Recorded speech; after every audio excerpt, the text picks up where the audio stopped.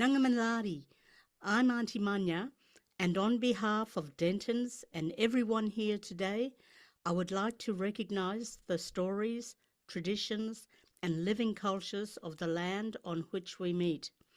We acknowledge the traditional custodians of this land and their continued connections to land, sea, and community. And we pay our respects to elders past and present. Nangamalari. Good morning all and welcome to our In-House Counsel CLE webinar series for 2025. And today we're going to explore the power of AI for in-house teams. I'm Michael Park. I'm a partner in our intellectual property and technology team.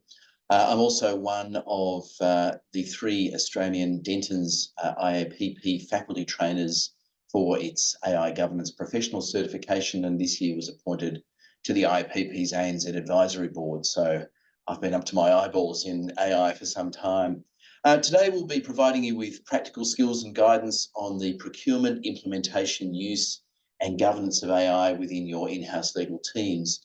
And we'll also spend some time looking at what AI tools are currently on the market and how we think they stack up.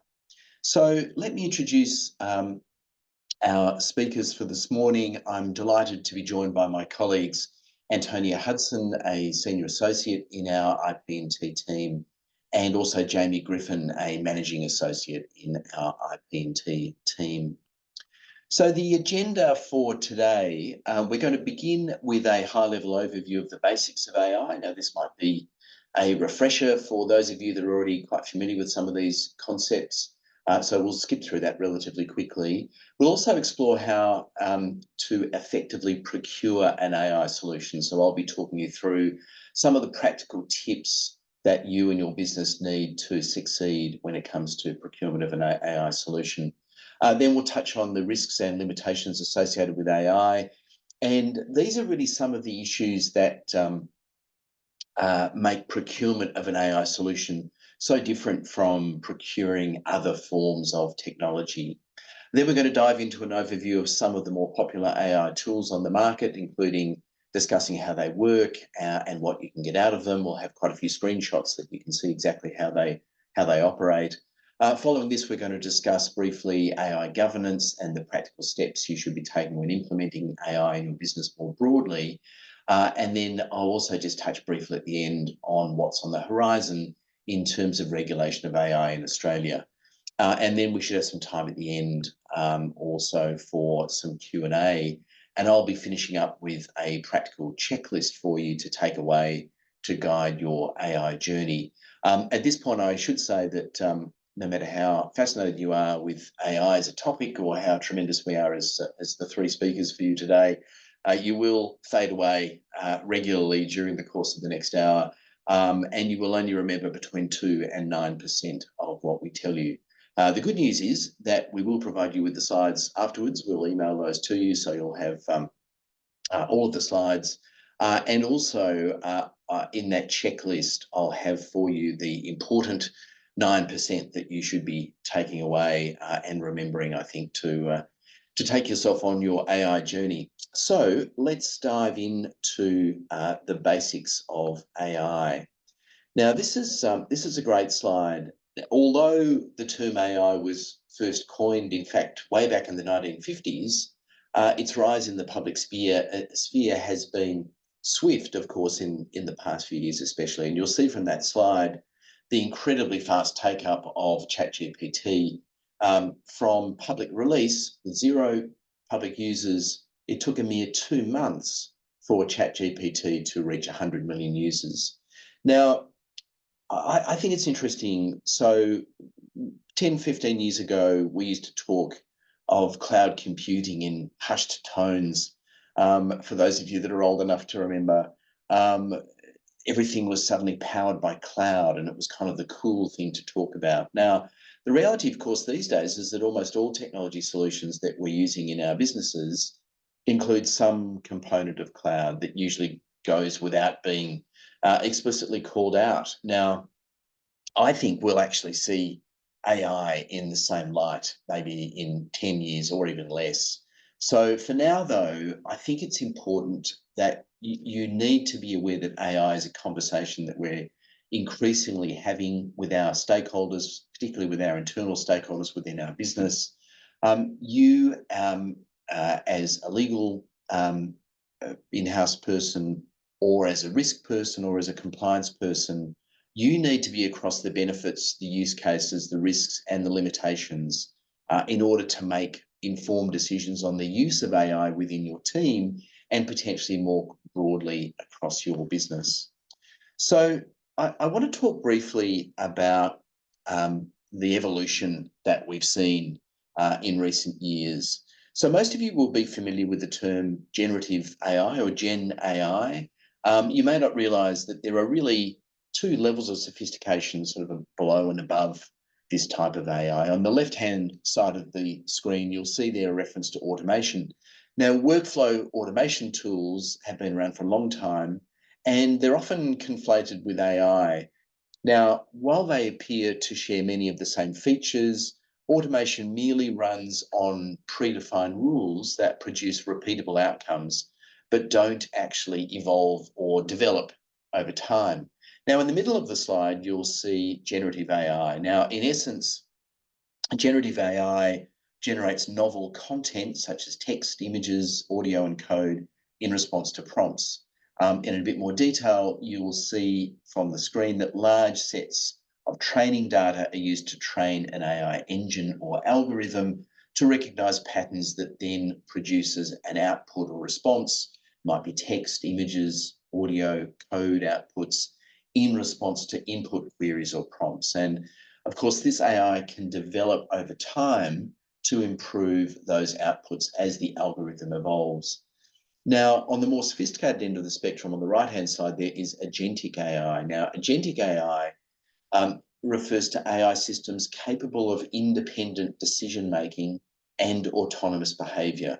So they go beyond simply processing data or providing recommendations to actually executing actions and solving problems with minimal human intervention. And you'll see from the screen there, agentic AI uses its database and algorithm to take actionable steps following a particular trigger, and once executed, can use information about this task to develop its data flywheel, as it's sometimes called, or memory that allows it to grow and evolve and improve over time. So you'll see each of these models operates quite differently and serve different business purposes. And ultimately, though, the type of AI that you should be using is going to be guided by the business problem that you're trying to solve. And we'll talk about this in more detail when we look at some of the common AI tools available later on. Now, I won't spend too much time on this slide other than to say I think this is quite a fascinating summary of AI evolution and maturity in the legal industry. Now, this is a graphic from Thomson Reuters last year.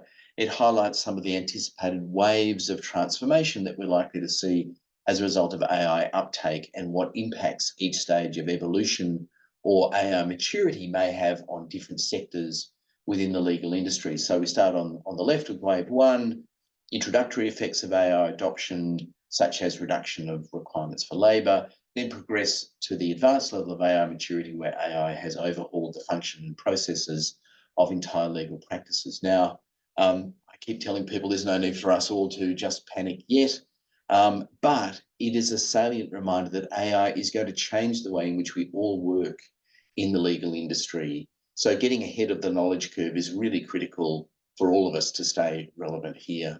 So let's jump into procurement of an AI solution. And I'm going to talk specifically about the practical steps necessary to successfully procure an AI solution.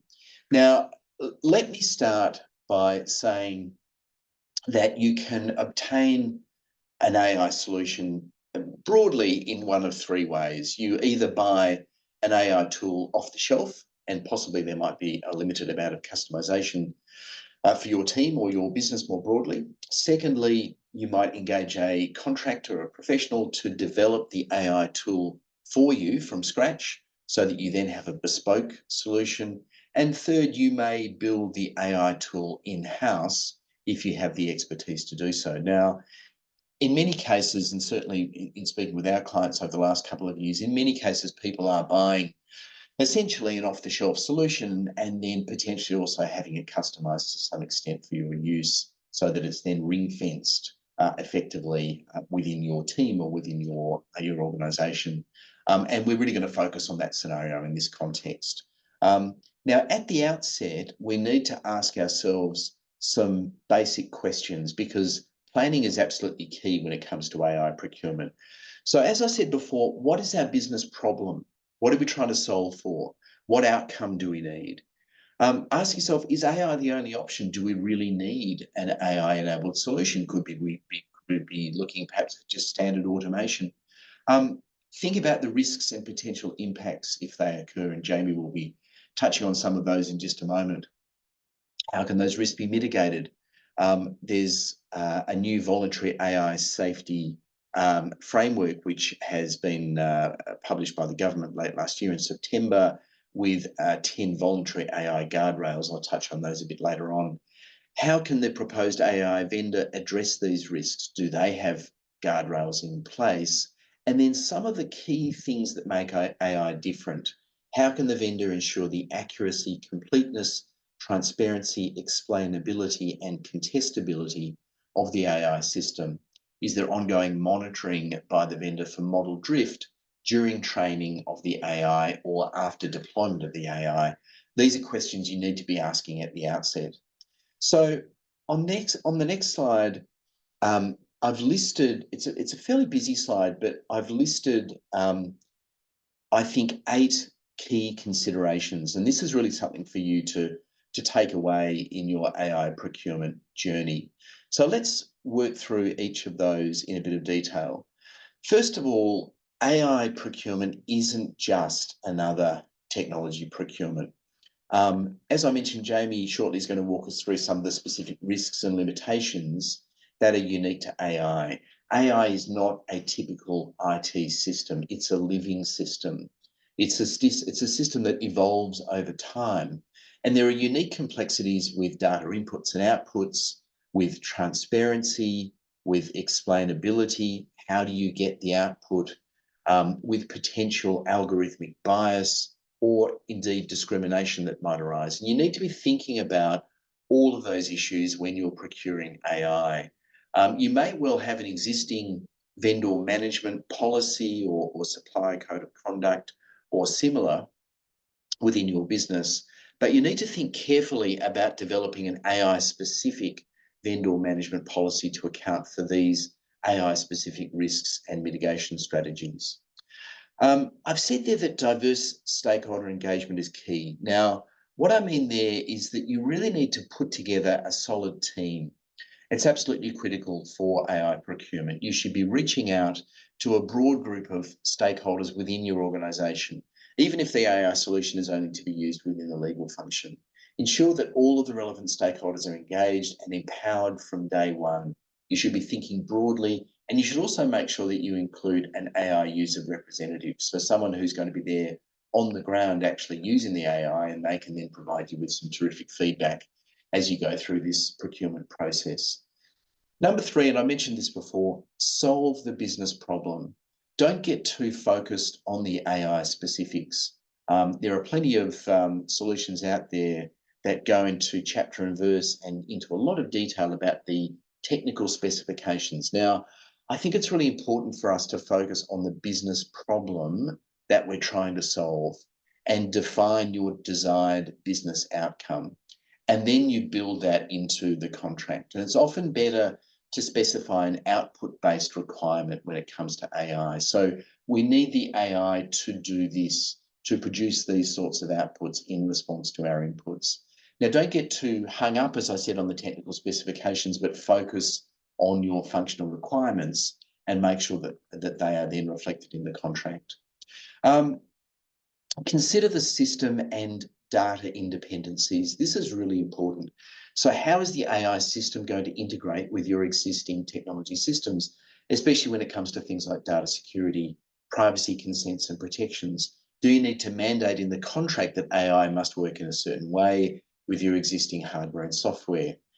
If you have a subscription model, What happens when the contract term ends? What will you be left with, and how might you transition to another provider or in-house? Now, the contract also needs to address some of those AI-specific risks that I talked about before. So don't be fooled into thinking that an existing IT procurement contract that you might have is necessarily going to address all of the AI-specific risks.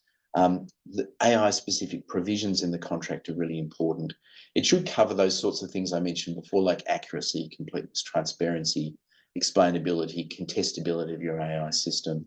And given the ongoing evolution of the AI system, is the vendor going to have an obligation for ongoing monitoring for model drift? One thing also to bear in mind, and I'll touch on this at the end, is that we may have AI-specific laws on the way in Australia. So think about whether you need a comprehensive change of law clause. It's also really important to think about due diligence. Due diligence and governance are key, and building that into your AI development life cycle, which can be very lengthy, and given the AI system is going to change over time, make it particularly important that you do solid initial due diligence and that you have a robust governance mechanism in place to have a successful working relationship with your AI vendor. I'll discuss that in more detail later on. I've mentioned there an algorithmic impact assessments, or AIA. Now, that is essentially a questionnaire designed to help assess and mitigate the impacts associated with deploying an AI solution that looks specifically at the AI algorithm. So you may need to pull something together in that regard, and also look potentially at a privacy impact assessment if any personal information is going to be involved. Finally, IP rights over inputs, the AI model, and outputs are particularly important and need to be reflected in the contract together with the liability regime. So we need to be thinking about who owns the training data. What about the input data, the output data, the AI algorithm itself? What warranties will be provided regarding use of those things, not infringing copyright, for example? What rights do we have? All of these should be addressed in the contract. And when it comes to the liability regime, they're often quite different from typical IT services contracts. Liability is often going to be dependent on which party has control over the relevant inputs. So that's a quick walk through AI procurement. I'll now hand over to Jamie to walk you through some of the inherent risks and limitations of AI. Thanks, Jamie. Thanks very much, Michael. So before we dive into the types of tools that are available to you and your organisation, it's important that you all understand what risks and limitations may be attached to using these tools. So first, we're going to talk about a few of the more general risks and limitations that you need to be aware of. The first one we're going to talk about is errors and hallucinations. So generative AI tools like ChatGPT are essentially gigantic prediction models. These tools simulate the process of creating text or other outputs using prediction algorithms that are sometimes based on billions of data points. In particular, this predictive approach can sometimes result in outputs that are completely fabricated, which are informally known as hallucinations. Unfortunately, we've seen some recent examples of this in practice in the legal industry, both in Australia and overseas, where lawyers have used different AI tools to create submissions that were filed with the court, but which contain quotes or citations from completely non-existing cases. The Supreme Court of New South Wales has recently gone so far as to issue a new practice note on the use of generative AI tools, which either prohibits or imposes limitations on generative AI tools relating to certain types of evidentiary materials. So to sum this up, having a predictive model isn't the same as being able to create accurate, complete, or correct text, no matter how confidently the AI tool states the output. As a result, it's critically important to check all AI outputs to ensure their accuracy. The second issue that often comes up, which Michael touched on earlier, is the issue of bias, discrimination, and intentional misuse. So depending on the source and quality of any data that is being used to train an AI tool, it's possible that the output of the AI tool can reflect any inherent or unintentional biases in the training data that's being used to train that AI tool. An example of this might be a facial recognition tool that's been trained on images of mostly white men, and that could have a problem distinguishing between facial images of people with different racial backgrounds or other genders.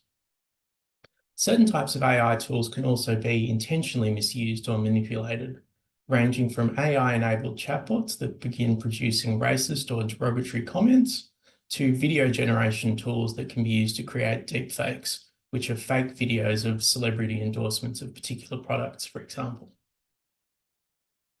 Another particular issue that sometimes comes up in AI is the use of inputs that are provided by users as training data or to improve the AI product itself. In some cases, this can involve the input actually being stored by the AI system and potentially partially replicated as an output for another user based on how the AI tool is being used within your organization and the nature of the input provided. IP infringement and ownership issues are another general risk to be aware of. So, training an AI system requires vast amounts of data, and in many cases it appears that AI tools have been trained on text, document, and other images taken from the internet. While these resources might appear to be freely available, that doesn't mean that that content is unprotected.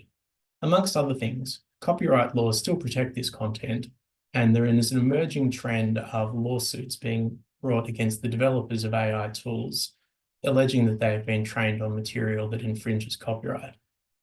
On the other side of this issue, Australian copyright laws may not actually protect the output of generative AI tools, as a string of relatively recent cases have indicated that some original input from a human author is needed for copyright protection to apply. Now, for using AI in the legal industry specifically, some additional risks arise that we as lawyers need to be aware of. The first one is the maintenance of legal professional privilege. So as lawyers, we all have a duty to maintain legal professional privilege, which can be put at risk when we use AI in the course of our work. When using an AI tool, you should consider whether any material being used as an input could be the subject of legal professional privilege, and if so, whether uploading that material to an AI tool might result in a breach or a waiver of that privilege. A possible example of this might be an in-house lawyer receiving a copy of a lengthy advice from an external law firm and uploading it to a generative AI tool and asking it to create a business-friendly summary of the advice that could be provided to an internal stakeholder. So depending on the nature of that AI tool and how it's being configured, it's possible that that legal advice may be accessible to the AI tool's developer or used in training data sets, which could potentially result in the disclosure of privileged materials to a third party. Another issue to be aware of is explainability. So with some exceptions, such as some of the tools that Antonio will be talking about shortly, it can sometimes be difficult to understand the reason or basis for a particular output of an AI tool. This can be problematic for lawyers, as you may want to understand the relevant statute or case law that underpins the output provided by the AI tool, and you may want to do your own research or read the statute or the case directly to form your own views as to how it's likely to be applied or interpreted. Finally, another issue to be aware of is competency. So as lawyers, we shouldn't be relying on AI tools to solely provide an answer to a legal or a technical question. In addition, as AI tools start to become more common in legal practice, there are some emerging discussions, both here and overseas, as to whether a lawyer's duty of competency could extend to a duty to be competent with technology, both in using technology to provide legal services in a timely and cost-efficient manner, and to be aware, at least at a general level, of the risks and limitations of AI tools. So now we're going to move on to discussing some of these AI tools in practice. So AI potentially has a multitude of applications in the legal industry, both in terms of general administrative and workflow uses, as well as in some more legal specific applications. On the screen there, we've extracted some of the most common general use cases of AI and some more specific AI use cases for lawyers, as well as some examples of the tools and technologies that are available for both of these use cases. So some of these tools you'll be familiar with, and they may be freely available or have a free version that is publicly available, but which is sometimes less capable than a paid version that gives users access to the latest and greatest AI models. Some of the paid tools are have a business or enterprise version that have additional protections built in for corporate and government users, which can help mitigate some of the risks that I've just mentioned. So as in-house lawyers, we think that your primary use cases of AI are likely to fit into 3 broad themes: general productivity in your work, legal research, and contract and document drafting and reviewing. So we've had a look into some of the AI tools that are available in these categories. We're going to share a few examples of these tools, use cases for them, and how they can give rise to, and in some cases, mitigate some of the risks and limitations that we've just been discussing. So to start with, you can see here on the slide some potential general productivity use cases. These can be things such as generating detailed written content in response to a prompt, summarizing some more detailed written content, translating written content from one language to another, and extracting key points from a longer piece of text, such as pulling together a list of action items for each person from the minutes of a meeting. So we're going to jump into looking at a few examples of use cases in action. On the screen here, you can see a screenshot of Claude, which is one of the commonly available generative AI tools. So in this example, I've copied and pasted the full text of an article from our firm's website into Claude and asked it to summarize the article. Some of the other AI tools out there actually have more advanced features that allow you to either upload the document as an attachment or provide a link to a website, and the tool will actually then access the website for you. Consistent with the point we were making earlier about errors and hallucinations, you do still need to read and understand the article to form a view as to whether the summary is accurate or whether it contains some errors. So in the next example, I wanted to illustrate some of the safety measures that are built into these AI tools to address intentional misuse or inappropriate uses of these tools. So in this case, you can see that I've asked Claude to tell me a racist joke. Claude has recognized that this is an inappropriate request and it's refused to provide me an answer. You can also see in the bottom, which is possibly slightly small on your screens, the text that reads, "Claude can make mistakes. Please double check responses." So that goes back to the risk we were discussing just before in the previous example relating to errors and hallucinations. So it's interesting to see these little mini disclaimers popping up on these AI tools as well. Now, as lawyers, I know we all love reading terms and conditions, so I wanted to show you some of the things that can sometimes be hidden away in the terms of use for AI platforms, particularly for the freely available public editions of these tools. You can see here that Anthropic, who's the developer of the Claude AI tool, requires users to be responsible for any inputs that they provide, but that Anthropic agrees that users own all rights in the outputs. The last sentence at the bottom of the screen there is interesting. Anthropic assigns to the user all of its rights, title, and interest, if any, in the outputs. So this goes back to one of the points I was making earlier about whether copyright can subsist in AI-generated content. Continuing on through the terms and conditions, you can see in the first sentence here that Anthropic makes it clear that materials, which is defined to include user inputs, are used to maintain and improve Claude and other products and services of Anthropic. Interestingly, these terms also state that Anthropic does not use materials that are not publicly available for training purposes other than in some limited circumstances. So this touches on some of the risks that we were discussing earlier. The first of these is that Anthropic will not use as training data any non-public material that a user might upload, harking back to that confidentiality and potentially privilege point. However, if you read these terms closely, it also suggests that Claude may have been trained on materials that are publicly available, such as on the internet, which is giving rise to that IP infringement risk as well. You can also see from clause 5 relating to feedback that Anthropic is asserting that it can freely use any feedback provided by users, which is effectively another form of training data for the AI tool. Now that we've talked about some of the publicly available tools, I just wanted to touch briefly on some of the enterprise editions that are available. So these are often paid versions of publicly available tools that have additional features and additional security measures. So Microsoft's Copilot is a great example of this. Many of you probably use Microsoft Word and Teams in your organization, and you may recently have seen that Microsoft is integrating its Copilot AI tool into some aspects of these products. You can see an example on the screen here of a standalone version of Copilot, which I've asked to generate a non-disclosure agreement for me. I particularly appreciate the text at the top there, which is a shout out that it is wise to have a legal professional to review this before it's used, which harks back to that competency point I mentioned earlier for lawyers. Another feature that is available is the integration of Copilot into Microsoft Teams, which can be used to generate summaries of meetings and a list of follow-ups and action items coming out of the meeting. In essence, the AI tool is essentially listening into the meeting, creating a transcript, and then generating a quick summary for you. As you might have picked up, that means that the discussions that took place during the meeting are effectively disclosed to the AI tool.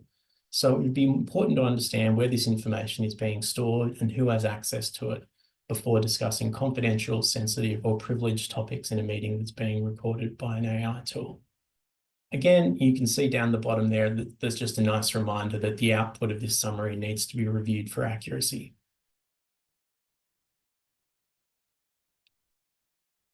Finally, just on the screen there, we just wanted to show you some of the additional security measures and protections that can be made available for enterprise versions of these tools. So you can see that Microsoft is advertising enterprise-grade security features, such as encryption and user access controls, that are applied to interactions with the enterprise versions of these AI tools.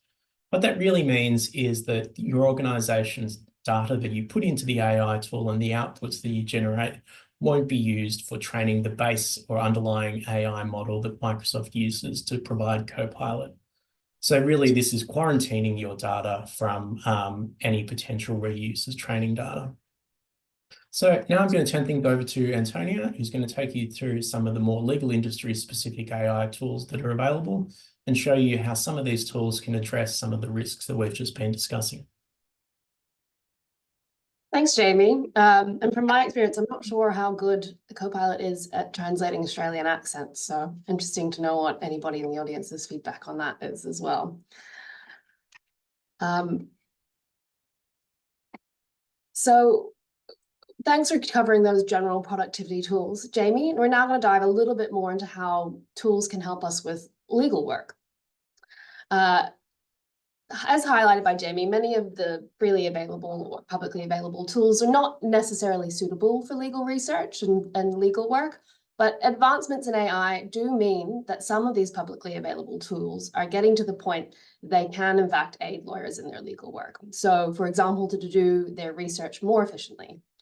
Take, for instance, ChatGPT's new research function, and this is available on paid ChatGPT accounts. It's pitched as being perfect for people who do intense knowledge work, including in areas like the law, quite a big claim. And the deep research is claimed to be particularly effective at finding niche, non-intuitive information that would involve multiple steps across numerous websites. So it'll actually do a new search of current information rather than relying on the data it's already been trained on. And it does provide sources for the information that it bases its research on. So here I've asked ChatGPT, deep research tool, to tell me where the $100,000 maximum threshold for goods to be purchased as a consumer, which is referenced on business.gov.au's website, where does that come from? And ChatGPT has clarified whether I want to know the exact legislative provision, historical changes, and official sources. So yes, please, and let's have a look at the results. So in this case, ChatGPT was able to accurately identify and actually link to the relevant provisions of the competition and consumer regulations, which prescribe the value threshold. It also found the specific instrument which implemented this into law and was able to discern, I think reasonably impressively for a chatbot, that even though the primary legislation has a lower threshold of 40,000, it's the regulations that prescribe that higher amount pursuant to the law. So I did notice a red flag here in that it does reference Consumer Affairs Australia and New Zealand, which I'm not sure exists. It's not perfect, and it reminds us of the things we do need to be mindful of when using this tool. As we've discussed, you can't put sensitive information into ChatGPT, and it warns you about this itself. So while this might be suited to generic research, you shouldn't be putting in confidential or privileged information into your search queries.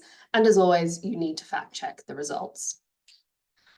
If you prefer to rely on trusted legal research resources, then the next generations of the legal research platforms you may already be familiar with, like Practical Law, are now launching AI-powered tools.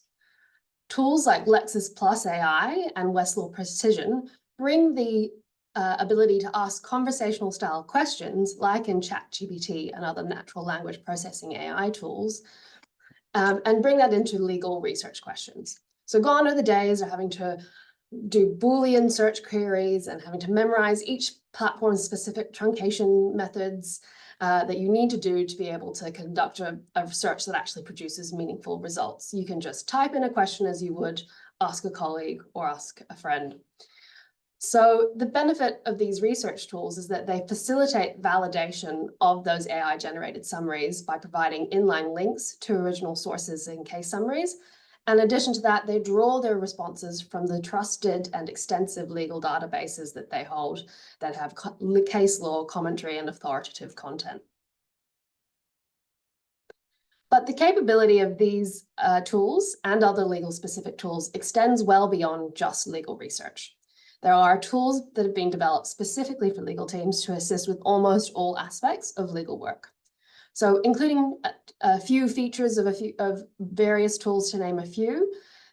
We've obviously got legal research and case analysis as a use type, but there's also contract drafting and automation, tools for auto-generating legal documents that can be based on predefined templates and user inputs. And these can be fine-tuned to help ensure compliance with specific regulatory requirements or organizational policies. Contract analysis, review, and negotiation is another feature of many tools. The AI can identify key clauses, risks, missing terms, definition issues, terms that deviate from industry norms, and any regulatory compliance issues in the contracts. Take, for example, privacy law compliance. The tool can even suggest edits or highlights, potential legal pitfalls, negotiation strategies, and even fallback positions for those negotiation positions. AI can compare multiple contracts and documents simultaneously, and this can assist with version control during negotiation and identify inconsistencies across different versions or multiple documents that make up a suite of contracts. And the comparison goes beyond just word-to-word red lines that we're all very used to seeing as lawyers. It actually analyzes the contextual differences in the meaning and can detect subtleties in the changes between document revisions and documents. Another feature that some tools have is legal document summarization. So taking lengthy legal documents, contracts, case law, and extracting the relevant legal principles and points into concise, easy to read summaries and formats, different formats like tables. You can also use AI for legal writing and argument generation. Tools can assist to draft memos, legal opinions and arguments, provide AI-generated suggestions for case strategy, use AI-based litigation analytics to predict case outcomes based on past precedents, and even assist lawyers in determining a case's strengths and weaknesses. There's also intelligent knowledge management tools that can cut across each of these different features. So depending on the tool and also the price tag, some tools have the benefit of ring fencing, like we've discussed, meaning that the AI can draw on your organization's historical documents, knowledge, and the ongoing use and inputs to inform its responses. And these aren't used to improve that AI model and can't be reproduced for other responses. We all know that if AI gets an input and that goes to the learning, the model for learning more generally, it can be very hard to ever get that information extracted or deleted from its memory. So these type of tools can make it easier for you to retrieve past research, past case strategies, or clause drafting. You know, just think if you've had times in your life where you've had to search for an old contract from years ago with a competitive vendor to who you're looking to deal with now, and work out whether you think you got a better or worse deal from that vendor on specific contract points, or you know what limitations of liability you've been able to accept as an organization in the past for a similar type of product. So all of these are features that help lawyers to do their jobs more efficiently. And to illustrate it, we'll take a closer look at a few examples.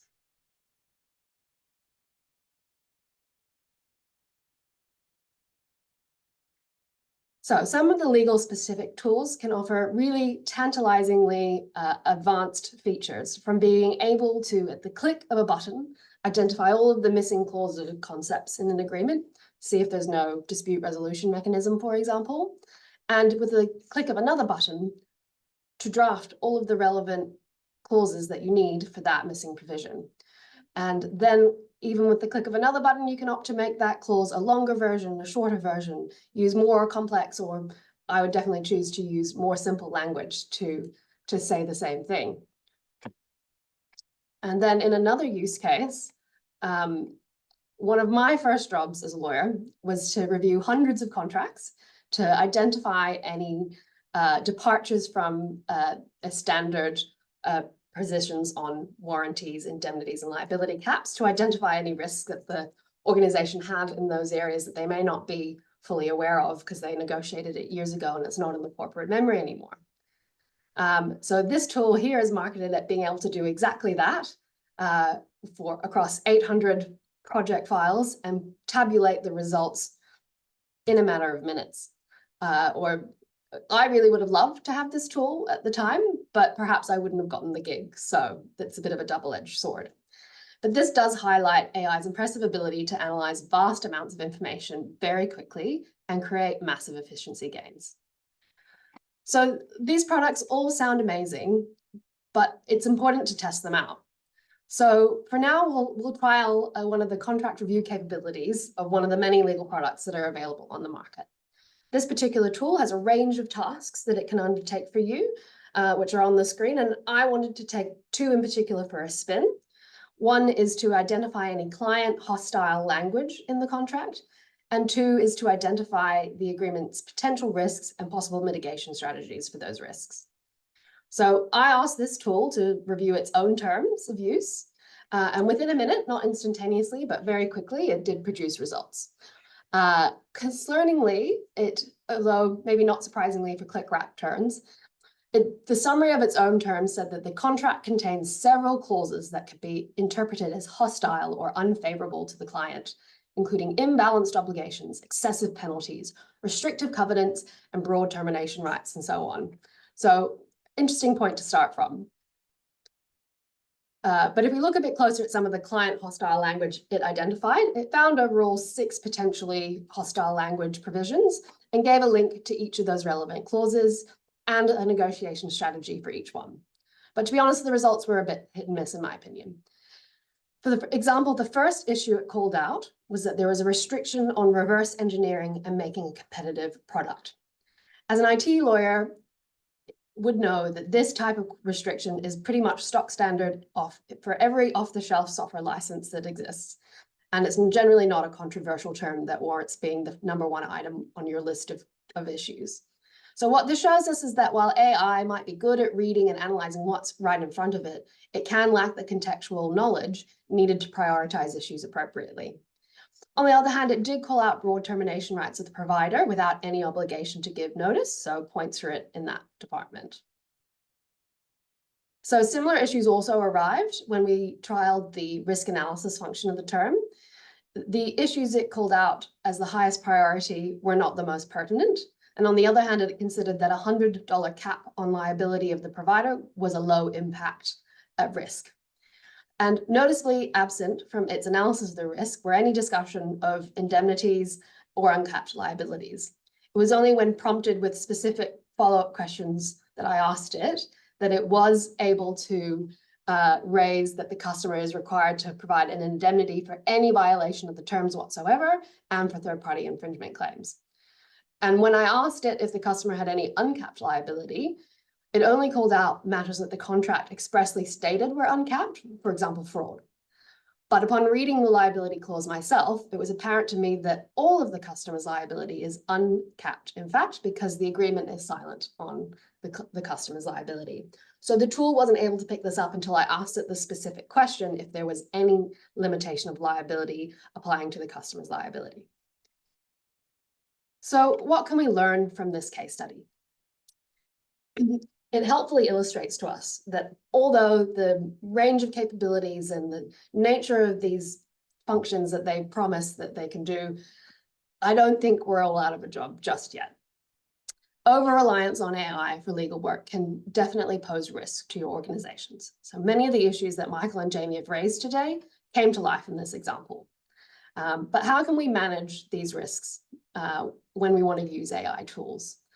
Like we've talked about, you've got to do your due diligence. You've got to think about what do the platform terms say. So in this case, the AI risk summary did point out that this provider obtains a broad license to use, copy, and modify all of the user content. So we have to be wary that by uploading contracts for this review of third parties, we could potentially be breaching our confidentiality obligations by doing so. And as part of the due diligence, thorough testing of the AI tools, like what we've just done, but much more extensively, is important to make sure that you've got a good understanding of the strengths and weaknesses of the tool, the suitability of that tool for your team and their knowledge level and their experience with using technology, and the tool's limitations. Training is also essential to enable people to get the best results out of AI tools. So as seen in this case study, a wide question, tell me all the risks, will get a wide response. However, through specific prompts and instructions, the relevant information was able to be drawn out in a way that did save me time. So ensuring that your team understands the limitations of the tools they are using, how to engineer useful prompts, all of that can lead to optimizing the potential of that AI tool and mitigating the risks of using it. Verification is important. As we clearly saw in this case, you need to verify the response of AI tools. And to do this, people using the AI needs to have sufficient knowledge and expertise to critically interrogate the results. You also need to determine if the tool has the sufficient features for you to be able to do that verification exercise. So in this case, verification was made pretty easy by being able to just click on a link to the relevant section and read it for myself to consider if the responses were accurate. And lastly, monitor. Don't just set and forget. You need to continually monitor the use of the tools to ensure it continues to operate as expected and to ensure there hasn't been scope creep, meaning that the tools are being used by your team for unapproved use cases. So Michael will now look a bit more at what effective governance in AI means. Thanks very much, Antonia.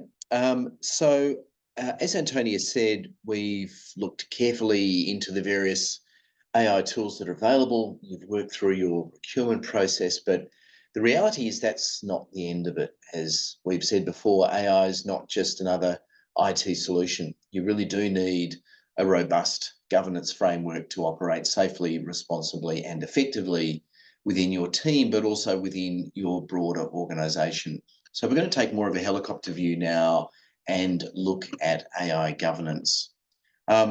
Once again, there are a number of questions you should be asking yourself at the outset to set the scene.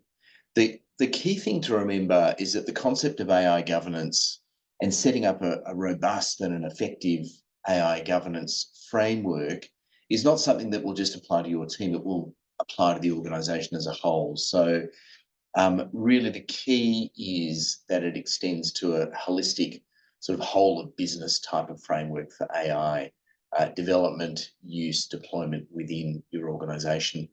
On the screen there, I've listed some of the questions you should be asking yourself at the outset when you start to put together your AI governance framework for your organisation, and you'll see that some of those are quite familiar already.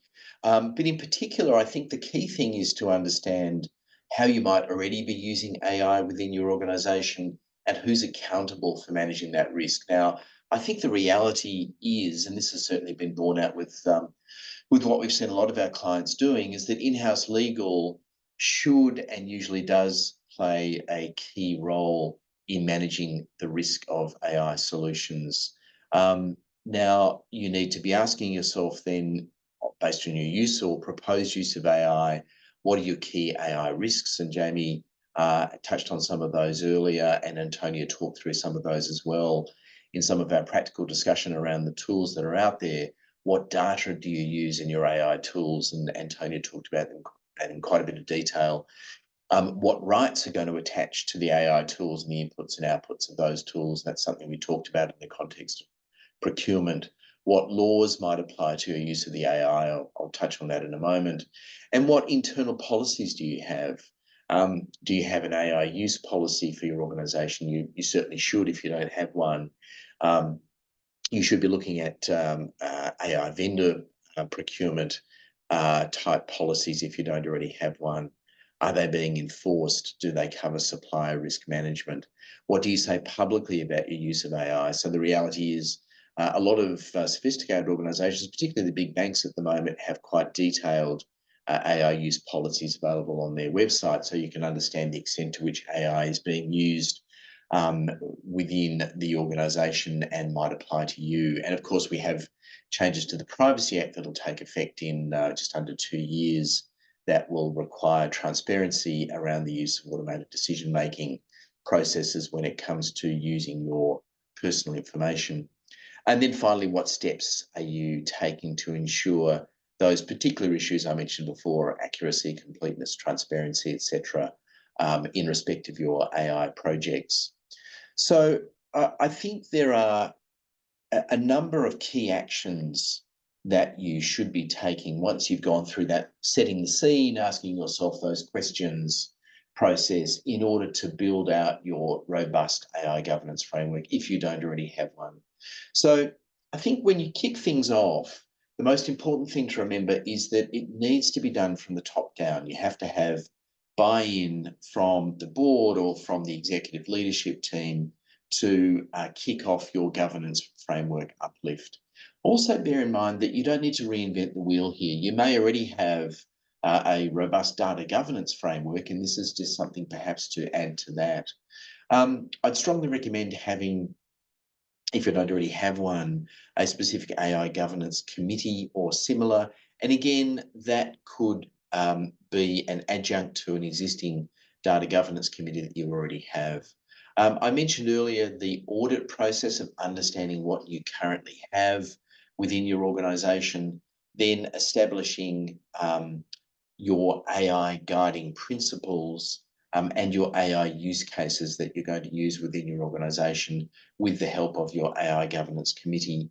Then doing a gap analysis. So remember, leverage off your existing infrastructure that you have. You already might have a data governance committee or a data governance framework.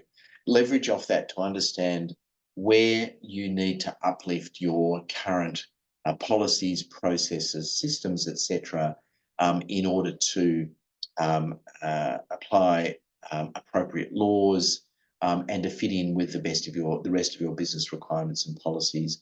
And then, of course, uplift those policies and processes.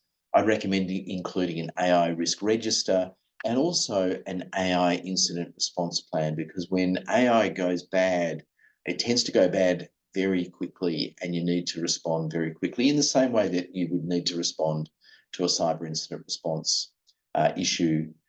We've talked extensively before about dealing with vendors and with contracts. Important to educate your staff internally about the use of AI. Appropriate awareness gets you a long way towards being compliant. And then, of course, it's not set and forget. You need to have continuous monitoring, audit and uplift as required, including consideration of new AI use cases and AI projects. Very briefly, I just want to touch on what's on the horizon from a regulatory landscape perspective. First of all, you need to understand that we don't in Australia have a specific AI Act or a specific law that deals just with AI, like they do, for example, in the European Union now with the AI Act. Instead, what we have is a patchwork of laws that address specific harms that might arise from the use of AI. So, for example, to the extent there might be misuse of data or personal information specifically, we have the Privacy Act, we have things like the Security of Critical Infrastructure Act. When it comes to product liability, we have the Australian Consumer Law, we have anti-discrimination legislation, those sorts of things. But what's interesting is around the world, we've seen significant movement over the last 12 months in regulation of AI, and that continues, including in Australia. So in September last year, the federal government introduced the Voluntary AI Safety Standard. Now that sets out 10 voluntary AI guardrails for the safe use of AI in Australian organisations. And that's essentially what we see on the slide. But it's important to remember this is not a legal requirement, but a voluntary best practice guidelines. The government's also proposed 10 mandatory AI guardrails to apply to high-risk AI use cases, which are essentially the same as the voluntary guardrails on the screen there. Now, these 10 mandatory guardrails were open to public consultation late last year. We're yet to hear from the government as to whether they're going to be introduced into law. We need to watch this space, obviously. Now, nothing's going to happen before the federal election, but I think it's quite likely in the next year or two that we'll have some AI-specific laws. So important to be aware of and keep an eye on that. So as promised at the beginning, here is the important 9%. So if you've faded away, now is the time to come back. Here is your checklist to guide you on your ongoing AI journey. So I think, first of all, where are you on that AI maturity map that I showed you earlier? Assess your maturity, consider your business and regulatory risks as an absolute baseline. Secondly, ensure that you've got regular access to the resources and the support that is going to match your needs and level of ambition when it comes to AI. Now, that might mean internal resources, it might mean looking externally as well. Thirdly, take a proactive approach to AI literacy and understanding. I was talking before about getting ahead of the curve, especially you need to understand the opportunities and limitations of generative AI. Make it someone in your team's responsibility to do that, to cut through the noise, to keep everyone up to date on new developments. You really need to have an AI champion. Offer a safe and controlled environment for testing and experimentation. You should be able to try things out without fear of failure. And that's the only way in which you're really going to learn things, learn from your mistakes and progress to have an effective AI environment. Number 6, evaluate your use cases according to your specific business needs. Now, I've touched on this before. What business problem are you trying to solve before rushing in to buying something off the shelf or partnering to build something or building it in-house? Blend the right expertise for structured R&D. I think when it comes to AI, often we're taking an iterative approach across our organisations. So work out where are you going to get maximum return on investment and target those high-value use cases. And I often say start with a proof of concept before jumping into things. I think perhaps for the 4th or 5th time, focus on capabilities over the particular products themselves. Think about what answers do we want? What outputs do we need? And then finally, take a secure and compliant by design approach to product procurement and development. What I mean there is think about data security, think about cybersecurity. Make sure that you're solving for those business problems when you are designing or putting together a suite of AI products. So that's all for our presentation. We've got a couple of minutes for questions. Thanks to those of you that have put them in the Q&A, and if you don't mind hanging around for 1 or 2 minutes, I'll run through a couple of those quickly. The first one is, would a statement on a business's landing page about the business using AI suffice from a risk or notification perspective? Also, if a business uses AI, would a disclaimer suffice to shift the risk or liability from the business to the user community? The answer to that is probably not. And you'll see with Claude, I think it was before, there was a note saying that you should always check the answers.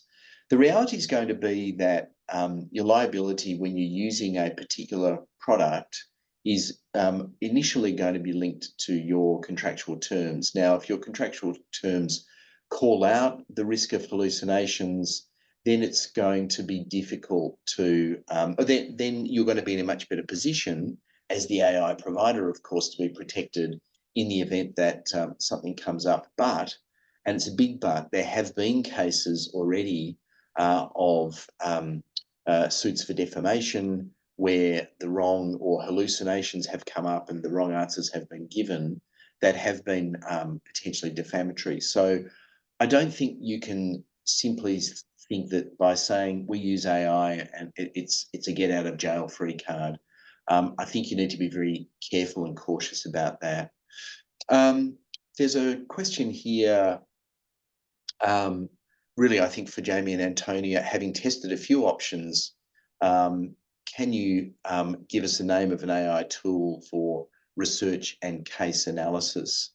I think probably Antonia or Jamie, some and certainly many of the ones you've talked about would deal with that. Yeah, so the ones that we sort of talked about today included the Lexis Plus AI and also the Westlaw Precision or Co-Counsel. And those are, again, are the sort of from the legal databases that a lot of lawyers are familiar with and already have a trusting relationship with.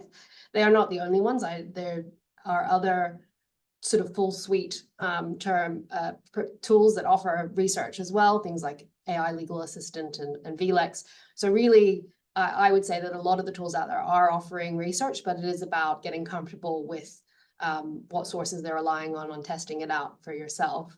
I see one of the other questions that has been asked is also, having tested a few of the contract review markup style products, do we have any recommendations? And for that, I really want to say that no, it's not a one size fits all situation, and that it really depends on your organization, the particular kinds of contracts that you're looking to review, whether they're very basic or complex, whether they're publicly available or highly confidential, and also on your price point, because the tools can range from reasonably affordable to terms of multiples of how expensive they are, but that might come with greater protections for security, for better outcomes when it comes to the use cases. I think when it goes through any of them, it's about fine-tuning and making sure that your internal use is getting the right answers and people are well trained enough to use it. So my recommendation would be to go and try some of the free trials, perhaps try some of the paid trials,